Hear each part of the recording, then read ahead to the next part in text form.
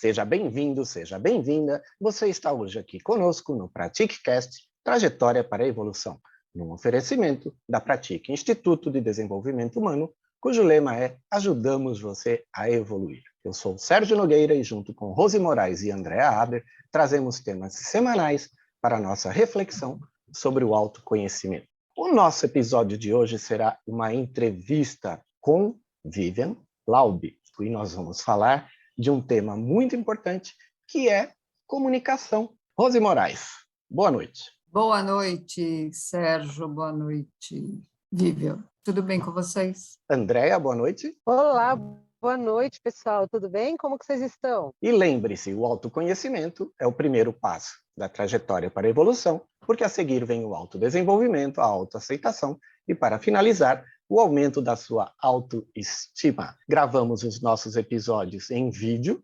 disponibilizamos no canal do YouTube da Pratique Instituto e da Andréa Aber. Hoje, nossa convidada é Vivian, que eu vou pedir para se apresentar, e se ela for colocar o vídeo no canal dela, que ela diga qual é também. Vivian, boa noite. Boa noite, Sérgio. Boa noite a todos que estão nos ouvindo. Bom dia, boa tarde, boa noite. Afinal de contas, não se sabe em que horário, em que ano, em que século vão nos escutar ou nos ver. Os meus canais chamam Vamos Aprender a Conversar, tanto no YouTube quanto no Instagram. LinkedIn também pode me visitar como Vivian Laub. É um prazer imenso estar aqui, muito honrada com esse convite dos meus colegas. Quem eu sou? Eu sou uma gaúcha, né? Estou aqui no sul, mas bate e de origem alemã, então percebam, a pessoa já tem características bem fortes, né, na hora de se comunicar. A minha formação inicial é relações públicas, sempre fui da área de comunicação, mas faz bem pouco tempo que eu conheci algo que mudou a minha vida, que foi a comunicação não violenta. Por que será que eu olhei para esse tema dessa maneira? Possivelmente porque a minha característica é de ser uma pessoa de fala forte, impositiva, né? Então, eu realmente venho navegando por esse caminho há alguns anos, hoje com 58 anos de idade, não muito tempo, então, que eu conheço, né, esse convite que eu recebi, esse chamado para me aprofundar um pouco mais nesse tema e que realmente mudou a minha vida pessoal e profissional. Então, há 3 anos, eu me tornei uma facilitadora, né, nessas temáticas todas, liderança empática, comunicação não violenta, e é sempre com esse convite, vamos aprender a conversar. De verdade, eu não sabia como me expressar adequadamente para ter conversas mais assertivas, né, mais leves e relacionamentos melhores. E o nome do nosso episódio é Entrevista Vivian Laub, Vamos Aprender a Conversar, que é exatamente o nome do canal da Vivian. Vivian se escreve com N ao final e Laub é com L-A-U-B-E. Muito bem. N de nariz, né? Eu brinco porque o N sonoro a gente não consegue diferenciar de M, não tem maneira, né? Boa. Então, como eu brinco, Vivian com N de nariz, né? E Laub com L de laranja, a U-B de bola, E de Eduardo. Que, por sinal, é o nome do meu marido. Então, naturalmente, vem para mim E de Eduardo. Casada, olha só, casada, 58 anos. Casada, isso. Eu sugiro que vocês assistam o vídeo, tá, gente? Porque Vivian é realmente uma pessoa especial. Vivian, você não pode ficar falando a idade para todo mundo. Que coisa! Como é que você consegue fazer isso? Mas é bom, né, Vivian, quando a gente não tem esse problema de dizer a idade, né? A gente se dá bem falando, né? Falando bem da idade. É um problema que eu não tenho. Eu lembro da minha tia fazer 40 anos, muitos anos atrás, ela tendo um episódio, assim, né, muito...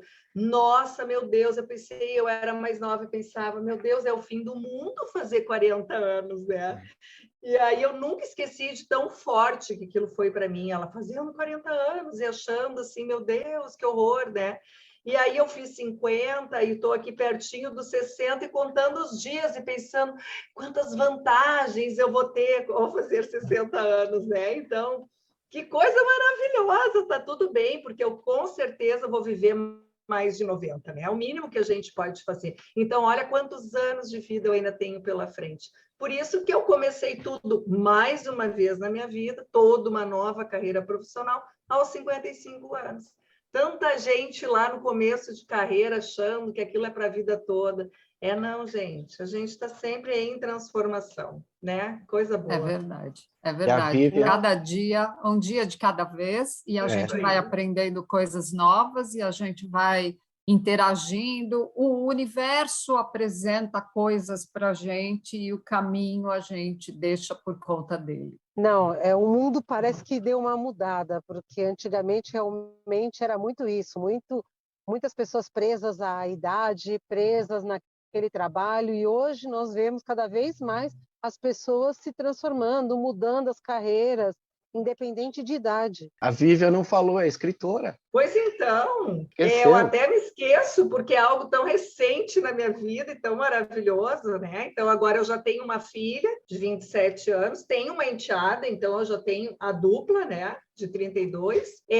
Eu já plantei árvore, mais do que uma, né? E agora, gente, eu sou coautora com essas pessoas fantásticas, não é? É muito orgulho para uma pessoa só, vou falar. Você disse que a sua carreira é recente. Eu li no capítulo do seu livro que você teve o contato com a comunicação não violenta aos 55, e o que te dá 3 anos, né? E não tem tempo para começar nada. Eu mesmo comecei a cantar, eu tenho 64, eu comecei a cantar com 59, né? Olha, Sérgio, tu não vai acreditar, mas eu já cantei opereta, entendeu? Uau! Então, assim, não há o que não haja na vida da gente. Vivian, vamos falar aqui. Comunicação não violenta. Falar sem machucar e ouvir sem se ofender. Como é que a gente pode melhorar essa comunicação com os outros, hein? É tão difícil, né? Às vezes a gente ouve os outros e já acha que os outros estão jogando 400 pedras na nossa cara. Pois é. Por isso que é importante a gente também aprender a escutar sem se ofender, porque a gente está sempre nesse estado de armado, assim, né, para o que vem do outro e para receber isso como algo que vem contra nós. Esse foi o grande aprendizado, assim, que eu tive através da leitura do livro Comunicação Não Violenta e de todo o estudo e da pesquisa que o Marshall Rosenberg, que era um doutor em psicologia, fez, né? Então, a comunicação não violenta é hoje usada em mais de 60 países na hora de mediar conflitos, na justiça restaurativa. Então, ele fez muitas pesquisas e ele mostrou para nós que, através da comunicação, a gente acaba expressando a nossa violência. Então, através das palavras, olha que interessante, mas também através dessa escuta. É muito simples, né, o que o Marshall Rosenberg nos ensina, mas é muito difícil. Tanto é que a gente não aprende isso em lugar nenhum na nossa vida, né? Quando é que a gente aprendeu a conversar? Quando é que a gente aprendeu a se expressar? Eu sou da área de comunicação, eu tenho 3 pós-graduações em marketing, em gestão de empresas, em liderança e comportamento organizacional. Pergunta se alguma disciplina em toda a minha graduação de relações públicas, em toda a minha vida, nessas 3 pós-graduações falaram algo como é que a gente se comunica. O problema todo é que a gente também se coloca muito na posição de vítima. O Sérgio trouxe uma questão que foi a seguinte: a gente se sente, né? Se sente, a Rose falou, na defensiva, a gente também é atacado. Sim. O que acontece na nossa conversa? Como a gente não sabe construir essa conversa, e tem um método, por isso até está lá no livro, quem quiser ler o nosso livro, né, gente, o comportamento humano, metodologia do comportamento humano, está lá o capítulo, então, que mostra o método Vamos Aprender a Conversar, que vai mostrar esse caminho, porque sim, tem que ter essa construção de uma conversa. A gente precisa aprender sobre isso, e foi isso que eu aprendi através da comunicação não violenta, mas transformei num método que vamos dizer, tem a minha leitura sobre a comunicação não violenta. E nesse método, uma das coisas que a gente fala, e uma das coisas que eu aprendi muito claro, é que a gente a nossa conversa, ela inicia com um ataque. normalmente. Porque quando a gente vê uma cena, vamos supor, eu entro numa sala e vejo que os lixos não foram limpos, né? As lixeiras estão cheias na sala de trabalho. E aquilo é algo que me incomoda, chama a minha atenção. Sabe por quê? Porque eu tenho uma necessidade de organização, de ordem, de limpeza. Para mim, aquilo é extremamente significativo. Então, o que acontece? Eu entro nessa sala, olho essa cena e digo, que bagunça. Então, o que eu conto para as pessoas? Eu conto para elas a minha interpretação de lixeiras não foram limpas. Se a gente aprendesse a dar um passo para trás e contar para as pessoas o que a gente vê, se eu entrasse na sala e dissesse, gente, eu estou vendo que as lixeiras não foram limpas, aconteceu alguma coisa, existe uma razão para isso, agora eu comecei um diálogo. Então, olha só, quando a gente ataca o outro dizendo que bagunça, a gente criou uma fala que está atacando, está julgando, tem um julgamento ali e já tem uma acusação. É muito natural do ser humano, né? E quem estuda um pouco disso sabe que o nosso cérebro reptiliano vai nos conduzir automaticamente agora a uma condução. Se um mamute está me atacando, eu, homem pré-histórico, tenho 3 opções: atacar, fugir ou congelar. Quando alguém me critica, quando alguém me chama de bagunceiro, eu vou para esse mesmo lugar do cérebro e eu estou sendo atacada e eu vou ou atacar de volta, ou congelar, ou fugir, sair pela tangente. Nenhuma dessas opções gera um diálogo. Então, o diálogo ele também é construído a partir do início de como a gente chega para dialogar. Nossa, Vivian, você falou várias coisas bem interessantes aqui hoje, né? E é verdade, eu concordo com você, que se todo esse ensinamento fosse passado para nós lá na nossa, né, na nossa adolescência, hoje as pessoas, né, sofreriam menos nessa parte de comunicação, porque seríamos adultos menos frustrados, Andréia. A gente saberia falar melhor, a gente se machucaria menos nos relacionamentos. Eu acho que as ações externas iam nos chocar menos choque. A gente ia conseguir. Acho que é uma coisa legal que ela falou, sair pela tangente. Não, verdade, porque hoje isso impacta muito no mundo profissional também. Você está dentro de uma empresa e as pessoas têm muita dificuldade de se comunicarem realmente. Elas não conseguem expor as ideias delas, elas não sabem como tratar determinadas pessoas, determinadas reuniões, se expor realmente. Então, isso ajudaria muito a pessoa durante a vida dela e ela conseguiria levar tudo mais leve. Essa foi a sensação, Andréia, que eu fiquei quando eu aprendi, quando eu fiz a minha primeira imersão em comunicação não violenta, onde eu passei uma semana na Uniluz, ali em Nazaré Paulista, fazendo esse treinamento com o Sven Frelich, que estudou com Marshall Rosenberg. Ele é um alemão que mora no Brasil, enfim, tem essa formação que eu super indico, porque é uma imersão de uma semana. Meio ano depois, eu fiz mais uma semana de curso avançado. Então, a gente brinca, essas fichas é que caíram. E, para mim, foi muito importante, através desse conhecimento, fazer uma análise, né?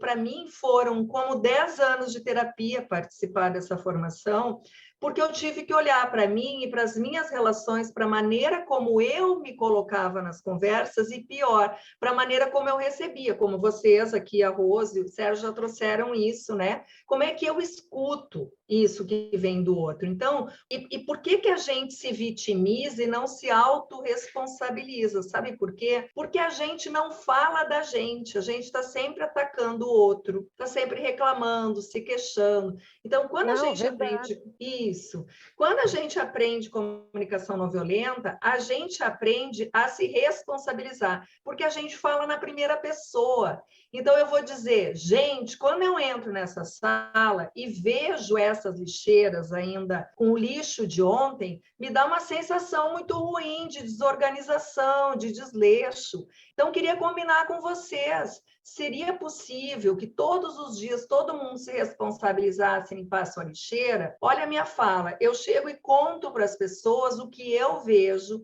como é para mim, o que eu sinto. Isso é meu, isso é da Vivian. Eu sou assim. Algumas pessoas vão dizer, nossa, nem notei que o lixo estava cheio. Tá tudo bem, porque para essa pessoa tem outras necessidades ali que ela está cuidando que são mais relevantes do que as minhas naquele momento. E essa conversa é muito importante para a gente se conhecer, porque ao saber que para a Rose a prioridade, a necessidade dela é cumprir prazo, ela cuida mais disso do que de limpar a lixeira, tá tudo bem. Eu e a Rose vamos ter um diálogo, eu vou conhecer a Rose vai me conhecer, mas nós vamos fazer um acordo, um ajuste aqui, porque para a gente estar juntas nesse ambiente, precisa construir esse diálogo onde cuida de mim e cuida do outro. Sempre é importante nas nossas conversas a gente falar da gente. Do outro eu tenho que criar uma conexão, eu tenho que fazer perguntas. Como é para ti? O que vem de ti? Então, primeiro eu conecto comigo, depois eu abro um espaço de conexão genuína,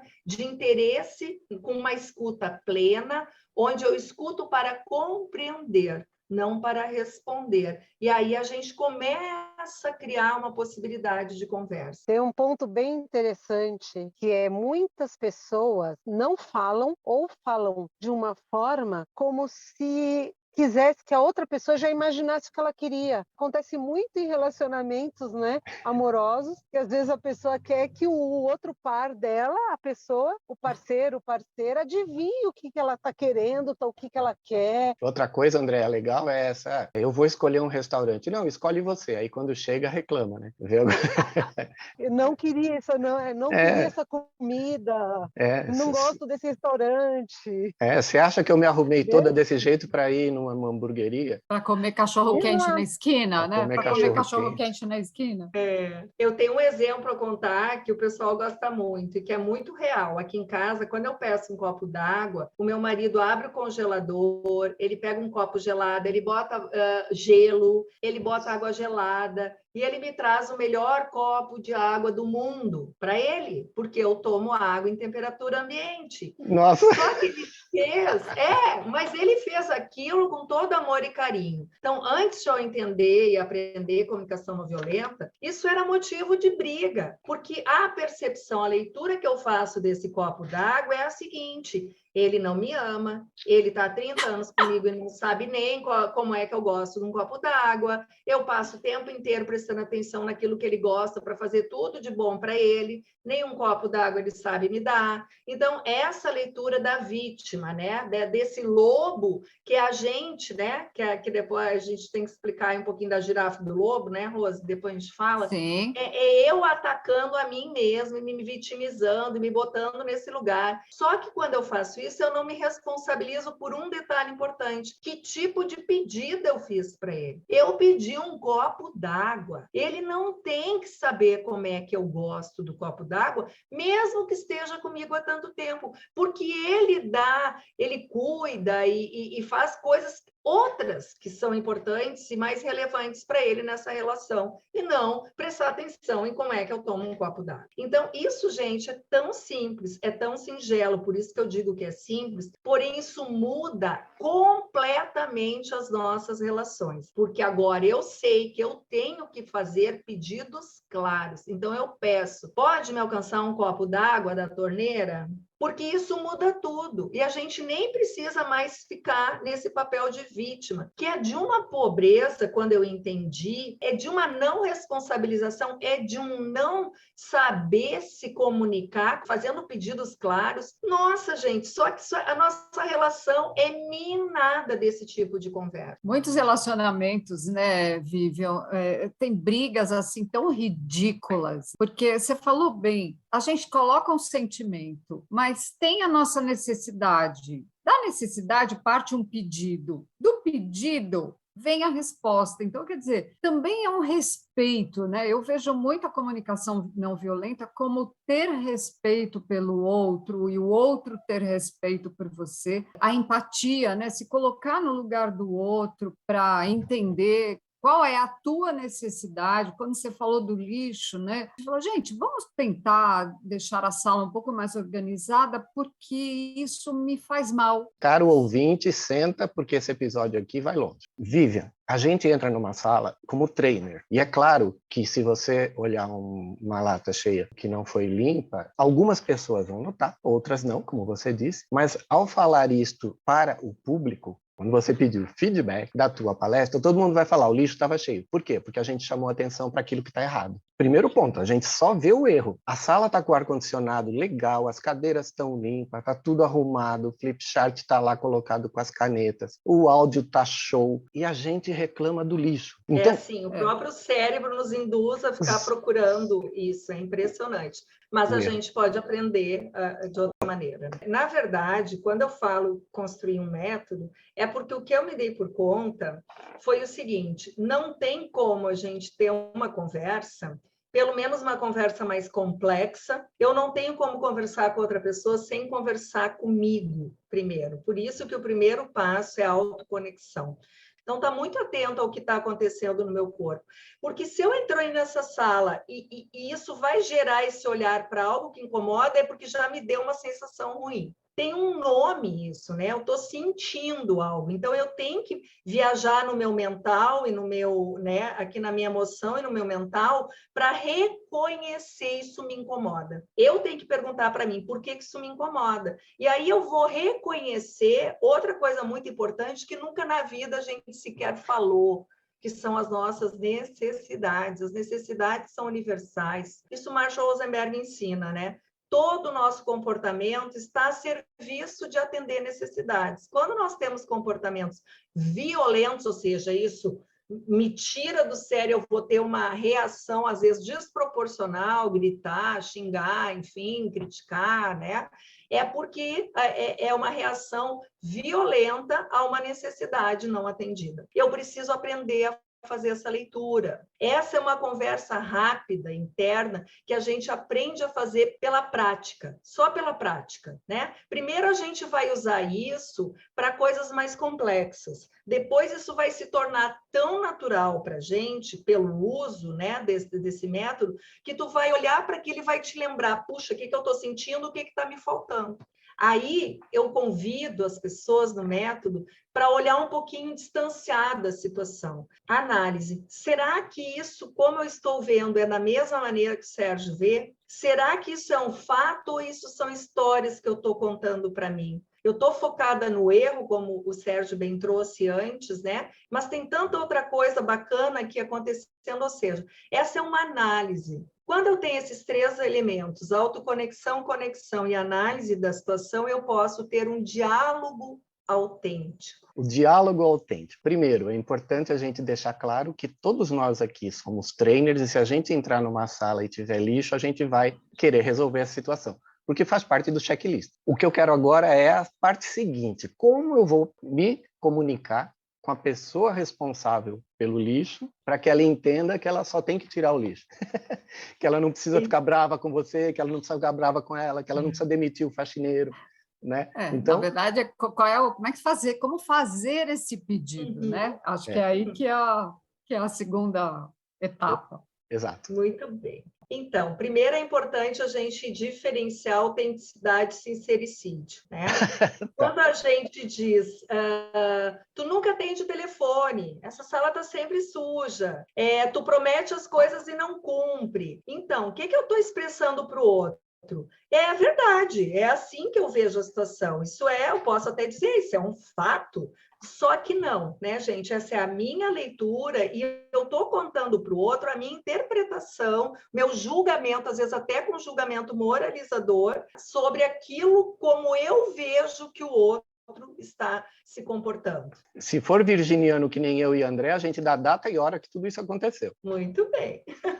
Nossa, eu lembro de tudo, hein, gente? Então, tem que ter cuidado com os virginianos. Dia, hora, local, como foi. Ok. Então, não cabe dizer tu nunca, tu sempre, né? Porque o virginiano vem e diz, como assim nunca, sempre? Ontem, antes de ontem, tal hora, né? vem lá com um checklist completo de tudo que ele fez. Então, isso não é uma maneira legal da gente se expressar, óbvio, né? Se eu uso do sincericídio, eu faço esse tipo de fala mais acusativa, né? Que coloca o outro na posição defensiva. Quando a gente fala em autenticidade, esse é um dos eixos importantes da comunicação não violenta, é a empatia e a autenticidade. Ou eu me coloco numa situação como escutadora do outro, oferecendo empatia, tentando ir lá acolher, né? A pessoa está muito irritada, ela está discutindo, eu estou vendo que ela está num momento que não está bacana, nem de eu ser autêntica e dizer o que eu penso sobre aquilo.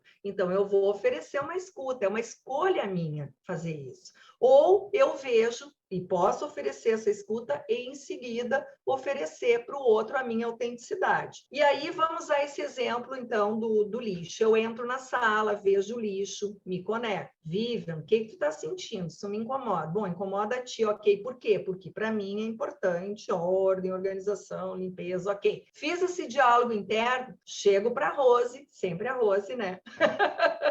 A Rose é a que deixa o lixo sujo, só para deixar bem claro.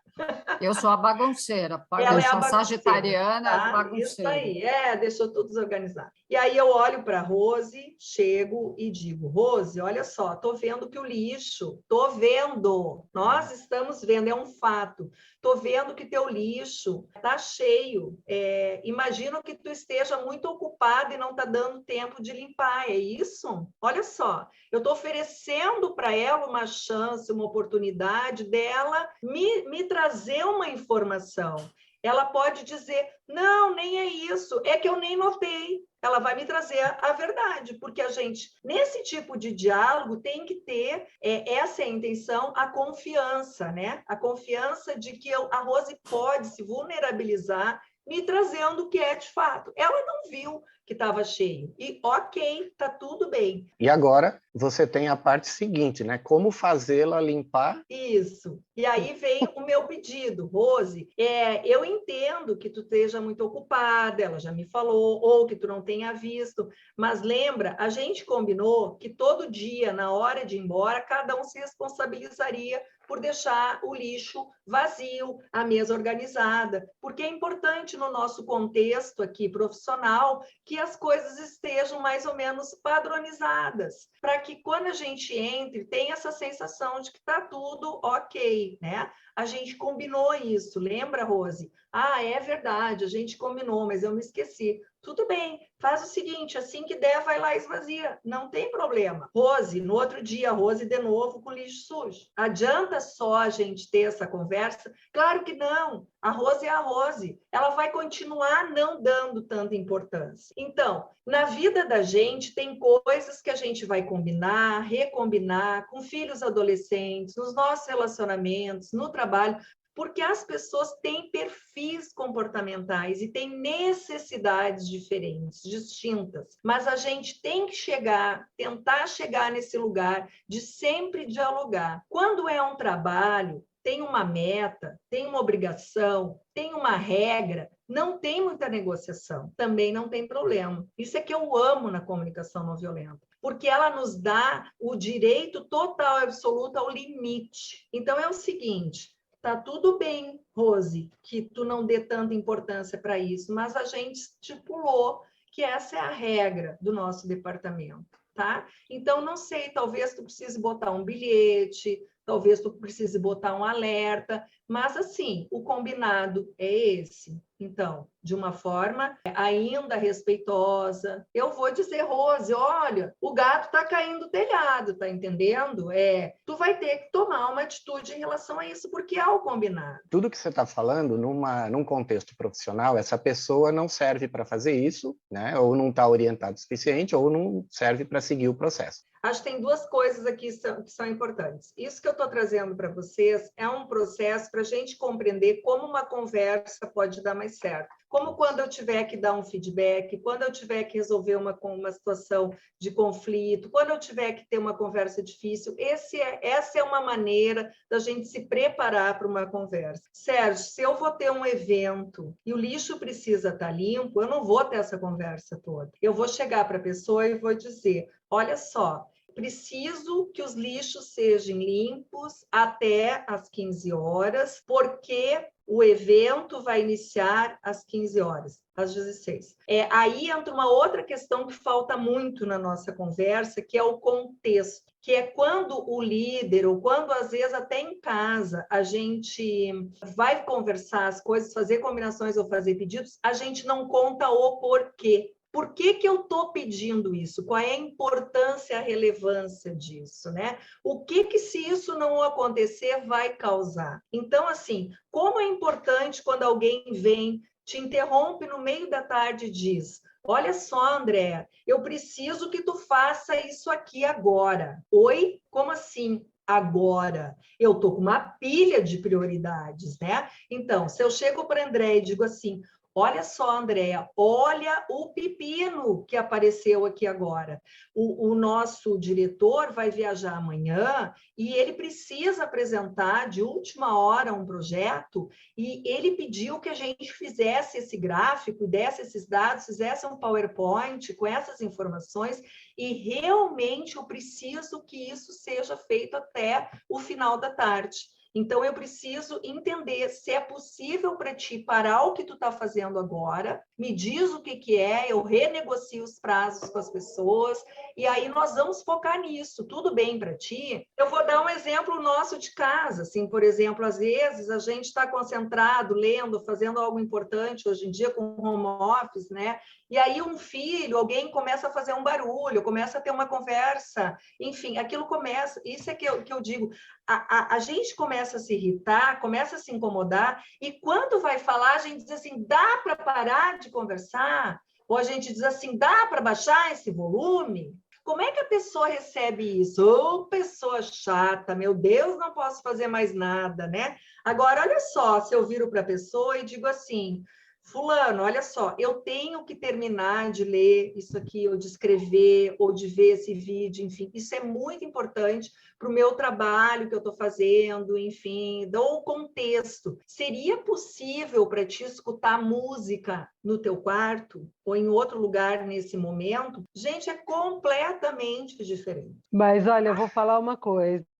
A forma como você fala faz toda a diferença. Se você está embasado, se você no mundo corporativo você explica o porquê você necessita daquilo, por que que deve ser feito aquilo, você vai ter um resultado muito melhor. E na vida pessoal também, né? Você vai ter menos conflitos, vamos dizer assim.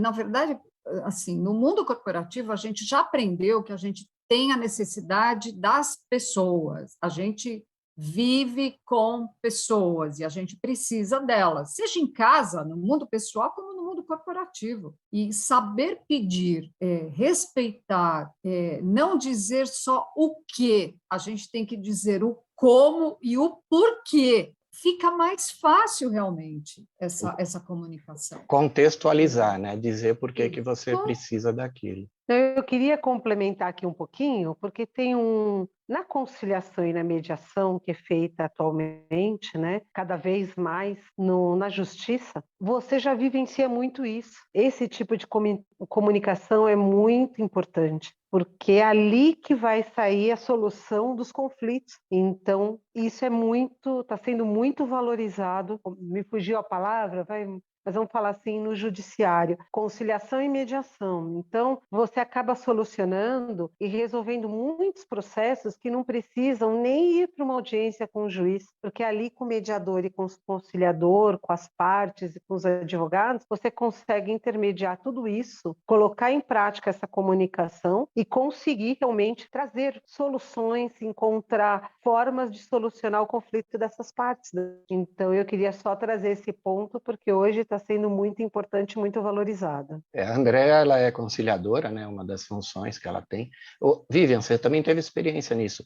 Se é que você concluiu, né, o outro raciocínio, a gente está te interrompendo, desculpa. Tudo bem. Eu fiz o curso da Justiça Restaurativa e Círculos de Construção de Paz, né, Andréa, que é uma coisa fantástica também, aprendi muito com isso. E aproveitando essa fala da Andréa, me veio que o Marshall Rosenberg, a grande experiência dele foi justamente na mediação de conflitos de nível assim altíssimo, né, em nível internacional. E o que ele trazia nessa simplicidade. Como é que ele nos ensinou? Quando a gente fala das nossas necessidades, as pessoas começam a se conectar.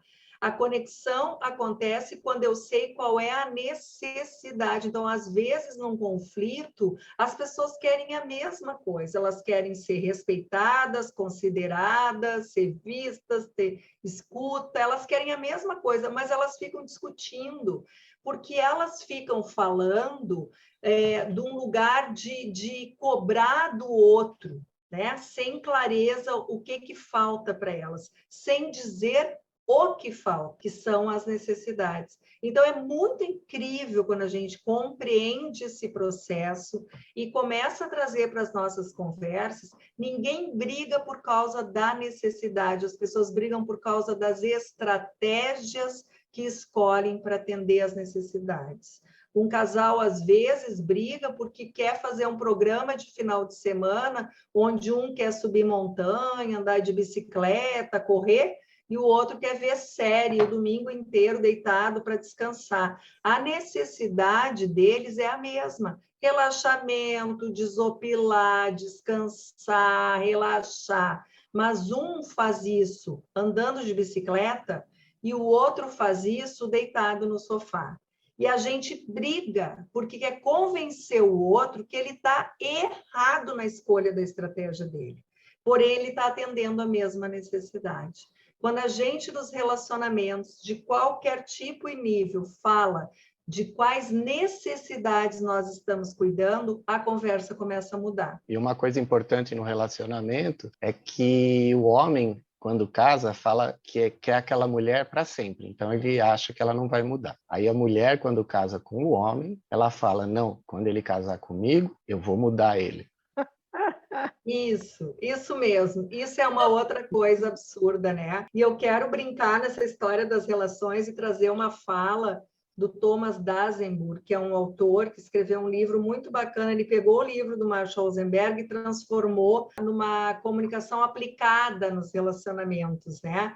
E ele diz que ele tem uma combinação com a esposa dele, que é nunca ser gentil, sempre ser verdadeiro. E isso me deixou assim maravilhada, que coisa fantástica, porque assim, quando a gente é gentil com as pessoas, e aí antes a Rose trouxe uma questão do respeito, então quero trazer também essa, ser gentil é maravilhoso, ser respeitoso é maravilhoso, mas o convite da comunicação não violenta é ser verdadeiro. E quando a gente só cede, só faz pelo outro, só faz para agradar, não fala para não dar conflito, não fala para não se expor, a gente está num caminho extremamente violento, tanto com a gente mesmos, que a gente se impede de mostrar a nossa verdade, o nosso gosto, nosso desejo, né? Enfim, quanto a gente impede o outro de conhecer isso. Então, não é fácil a gente se expor, dizer não concordar. As pessoas têm muita dificuldade porque não foram ensinadas. Então, a gente se protege achando que engolir sapo é muito bonito, né? A pessoa que engole sapo nossa, que pessoa maravilhosa. Não, não é. Ela é tão violenta quanto quem solta os cachorros. E agora, pegando o gancho no engolir sapo, temos mais animais aqui envolvidos. Mas é verdade, para falar de animais, é engraçado, né, Vivian? Porque, obviamente, nós temos dois seres que habitam dentro da gente, né? A gente fala que é selfie 1, selfie 2, ou o anjinho, o diabinho. Mas quando a gente vai falar de comunicação não violenta, nós usamos a girafa e o chacal. E eu com a minha girafinha do coração. Você não gosta de coruja? Cadê as Aí eu corujas? gosto de coruja, mas eu estou amando girafa, gente. Vou até A ficar girafa, com ela aqui. Girafa é tudo de bom, gente. O Marshall Rosenberg trouxe essa coisa lúdica para explicar um pouquinho melhor para nós, né? Esses contextos da violência e da não violência. E é tão bom de entender, porque o chacal somos nós, todos nós somos potencialmente violentos, né? Especialmente na maneira como a gente se expressa. Pode ser que a gente não bata nas pessoas, mas olha que as nossas palavras são horrorosas às vezes, né? E a girafa, esse convite, então, que ele faz né, trazendo esse animal que tem o maior coração de todos os animais terrestres, então essa linguagem da humanidade, né, do coração, da amorosidade, e esse pescoço, né? Isso aqui, para mim, é aquela parte da análise que eu chamo no meu método, ele vem desse pescoço aqui. Vamos erguer o nosso pescoço e olhar as coisas de um outro ângulo, né? Os dois nos habitam, mas a gente precisa ver qual que a gente vai estar alimentando mais. Vivian, mais alguma coisa? Olha, Sérgio, se me deixar, eu vou ficar até amanhã falando. Então vamos em frente. Então a nossa dica de livro fica com Metodologia do Comportamento Humano, capítulo 25. Vamos aprender a conversar, como a comunicação não violenta nos apoia para termos diálogos mais autênticos, por Vivian Laub.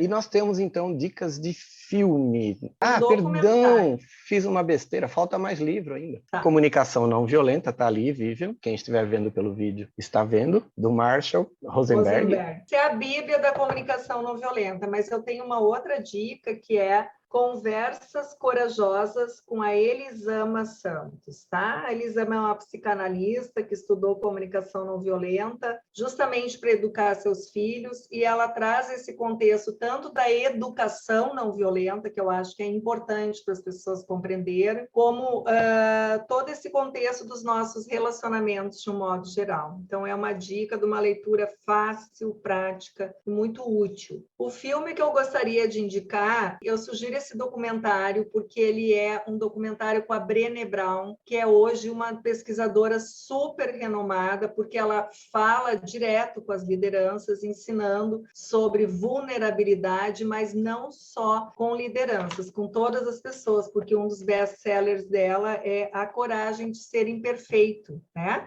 Mas temos também A Coragem para Liderar. E nesse documentário que está no Netflix, The Call to Courage, é uma palestra que ela faz maravilhosa, pode assistir com a família inteira, que todos vão entender um pouquinho mais esse conceito da vulnerabilidade e da coragem nas nossas relações e nas nossas conversas. E nós temos uma carta hoje? Temos cartas aleatórias hoje? Nós temos uma novidade no episódio de hoje. A nossa carta não será dos nossos baralhos. Então, vou dar uma dica para vocês. Gosto muito do trabalho, esse aqui dessas cartas. A Conversadeira.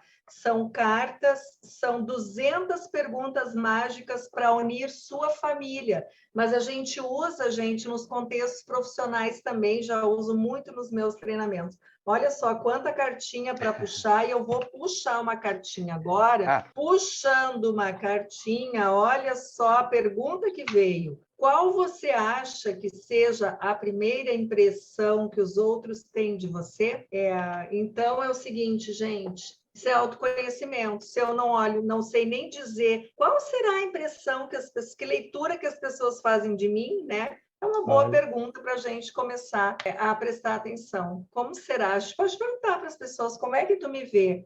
Eu te vejo como uma pessoa muito rígida. Sério? Nossa, eu nem imaginava isso. Olha só, que reflexão que eu posso fazer a partir disso, né? Da onde vem isso? É do modo como eu converso, como eu me visto, como eu me expresso, Então, assim, a gente precisa se conhecer. E a leitura que os outros fazem da gente é importante nesse contexto também. É isso. Alguém tem mais alguma coisa para complementar?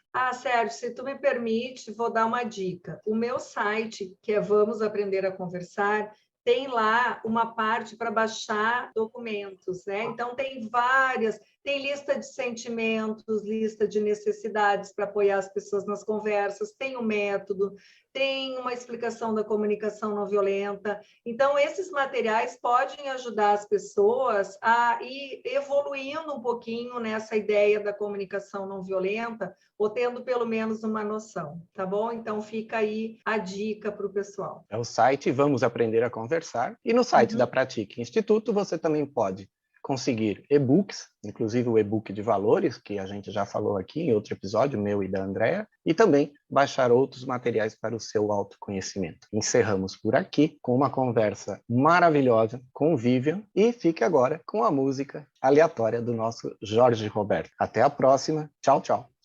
Olá, pessoal. Eu vim trazer mais uma composição em primeira mão para vocês. Desta vez eu resolvi homenagear o sorriso. O nome da música chama-se Teu Sorriso.